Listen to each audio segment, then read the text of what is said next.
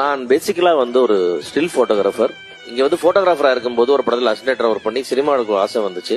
படம் எடுக்கலான்னு வந்து நண்பர் இயக்குனர் நேதாஜியோட சேர்ந்து பேசி, சரி விஜயகாந்த் சார் வச்சுதான் எடுக்கணும் ஒரு ஆக்ஷன் படம் அப்படின்னு சொல்லி போய் வந்து கதையை சொன்னோம். உடனே ஓகே சொல்லிட்டாரு. சரி பண்ணிடலான்னு சொல்லிட்டாரு. ரொம்ப சின்ன பையனா இருக்கு, நீ எடுத்துருவே அப்படின்னாருல. எடுத்துருவேன் சார். சரி நல்லா பண்ணு, என்ன தெரியுமா பண்ணு, நான் கூட இருக்கேன் அப்படின்னாரு. சரி வந்தாச்சு. அதுக்கப்புறம் படம்லாம் எடுத்து முடிச்சாச்சு. நான் வந்து ஊர்ல இருந்து 42 வருஷம் 3 லட்சம் ரூபாய் கையில பணமா கொண்டு வந்து படம் ஆரம்பிச்சேன். அப்புறம் ஒரு பார்ட்னர்ஷிப் எல்லாம் சேர்த்து படத்தை எடுத்து முடிச்சோம். படம் முடிஞ்சு எனக்கு வந்து மொத்தமா வந்து 5 லட்சம் ரூபாய் போட்டிருந்தேன். 3.5 லட்சம் ரூபாய் நஷ்டமாச்சு. 42 வருஷம் முன்னாடி 3.5 லட்சம்ன்றது எவ்வளவு பெரிய தொகை, இது குடும்பத்துல எவ்வளவு பெரிய தாக்கத்தை உண்டாக்குன்னு யோசிச்சு பாருங்க.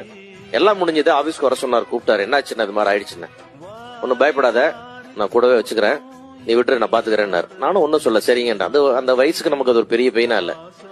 அதுக்கப்புறம் வந்து தமிழனை சினிகிரேஷன் ஒரு கம்பெனி ஆரம்பிச்சு, பூந்தோட்ட காவல்காரன் ஒரு படம் ஆரம்பிச்சு, அதுல நீ பார்ட்னர், உனக்கு 25% அப்படின்னு சொல்லி அதுல தயாரிப்பன்னு சொல்லி என்ன டி சிவான் பேர் போட்டு அவருடைய கம்பெனியிலேயே கூடவே வச்சுக்கிட்டு படம் எடுத்ததான் அந்த படம் தான் பூந்தோட்ட காவல்காரன்.